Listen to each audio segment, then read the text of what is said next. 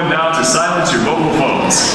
This performance is being recorded, so we ask that you remain silent, and if you must exit or re-enter, do so only during applause. Thank you for your attendance and enjoy the performance.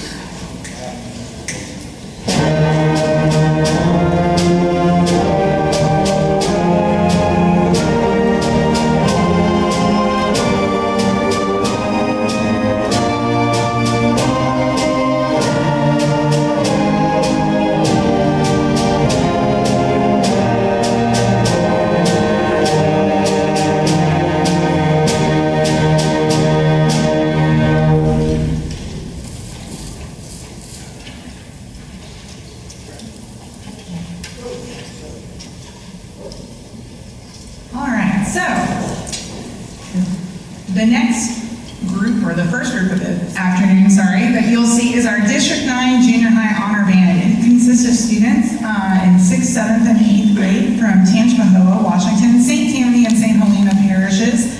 They auditioned earlier in the school year, and they've gotten together for about 15-ish hours of rehearsal, and they're doing a fantastic job. We were very lucky to bring in an educator in our area, Mr. Paul Frischig, like Mr. Higgs said. He is one of the most outstanding music educators around. He's also an exceptionally gifted clarinetist, saxophonist, and just a wonderful human being. We're so fortunate to have him and work with our students.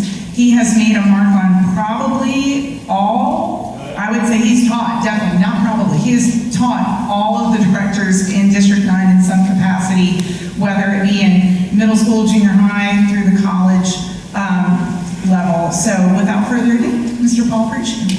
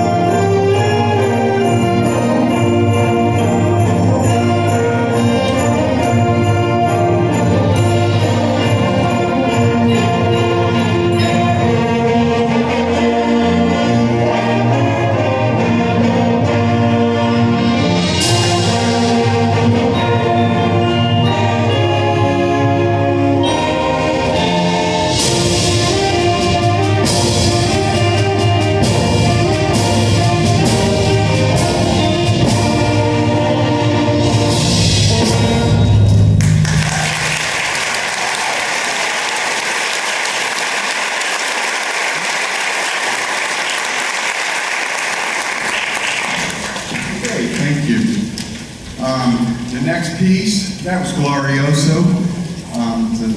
I use it pretty many times for an opener. I think it gets off the group off to a neat mood, and it's quite different from some of the other pieces we have in the program. The next piece pass some explanation. If I just started this piece, some of you all might be sitting in the audience, what is going on here?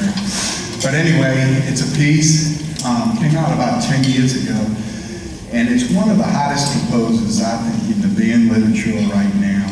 A man by the name of Brian Baum just started writing wind band music, or at least he got pretty famous doing it. And when you go to a large ensemble festival, it seems like to me, every band plays one of his pieces. I mean, he just has a lot of pieces out there. And what's neat about his writing, I find, is that every piece is really unique. It's completely different. They all sound, they have their own identity. This piece is no different. It's called The Haunted Clocks. And his vision when writing the piece is that we're in a dark room, middle of the night, and there's a bunch of clocks. It's a clock factory like, and all of a sudden one of the clocks comes to life. And you hear this clock going on, and then another clock wakes up and starts the time. But it's not in sync with the first clock. It's different. Then other clocks come in, and we got a bunch of clocks going on, waking up, and you're going to hear cuckoo clocks, grandfather clocks, you name it. Any kind of clock you can do. You can even hear clocks being wound up with the ratchet, and different instruments are producing the sounds and different percussion instruments. So it's called Haunted Clocks, and then all of a sudden in the middle of the piece they kind of all synchronize and get together, and it's kind of like they're marching along in rhythm. Hopefully we stay in rhythm at that time, that we will. And then it comes back to kind of the clocks going on their own, and it kind of just dies away. So it's a really neat piece called The Haunted Clocks.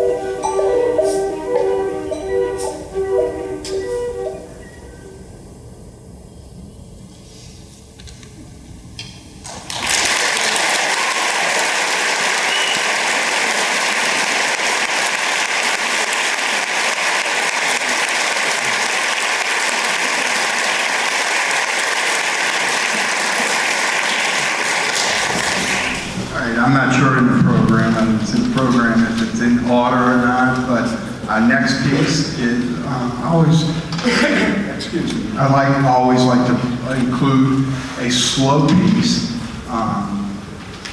They probably heard it a million times from their band directors, but it's one of the most important styles that you can teach these students from elementary school on up. And I might add, they look at this piece and there's not a whole lot of notes on there compared to the pieces that are coming up, but it is by far, I told them today, this one piece is 10 times harder than all the other pieces put together to really play.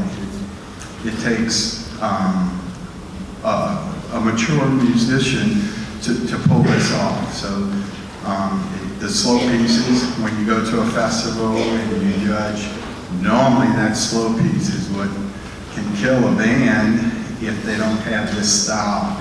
And I'm just so happy I got here the very first night we started out with this piece. And I could tell that they worked on this style a lot in their own band room. So it's not like other places. Sometimes you have to teach them what to do, how to play this slow, sustained legato playing. But they came in and had a really outstanding, and it made my job a lot easier. But this is one of my favorite folk songs. You will know it, Shenandoah. And the arrangement that I picked for this concert is really a beautiful setting of it. The arranger, Robert Sheldon, very known in the band world, put together this setting, and it's just really, really nice arrangement of it. One of my favorites for this age group. So here is Shenandoah.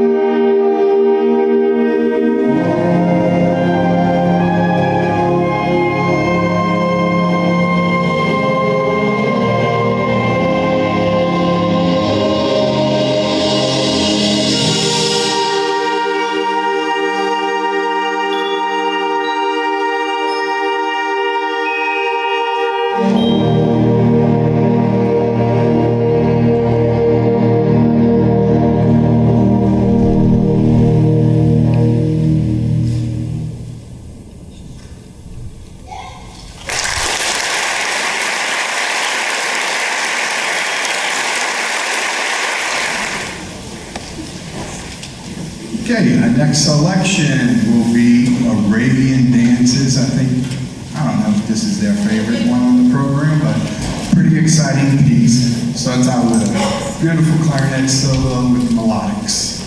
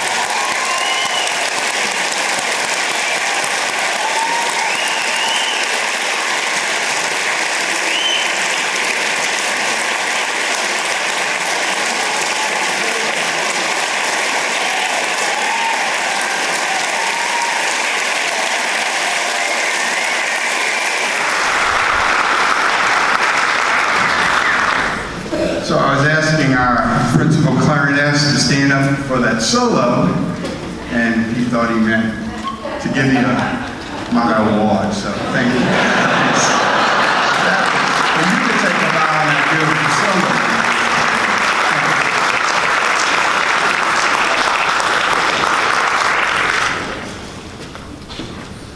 Okay, I just want to thank the District 9 directors for having me come and conduct this honor group. It's not our first time doing it, and every time I come here, it's just been a pleasure. This group, I'm not just saying this, I don't say this all the time, this group is really special. And I want to thank the directors, parents, from day one, from the very first minute, and I work pretty fast up there, and I don't give them a whole lot of playtime or this or that, but not one student from the very first minute I walked in to getting ready, last few minutes of this concert, didn't have to ask anyone not to talk, pay attention, this or that. They were completely focused, gave me 100%, every single student. It's just, you know, I went home, told my wife, this is really a special group. I mean, they really worked hard, and that shows you what goes on inside the band rooms.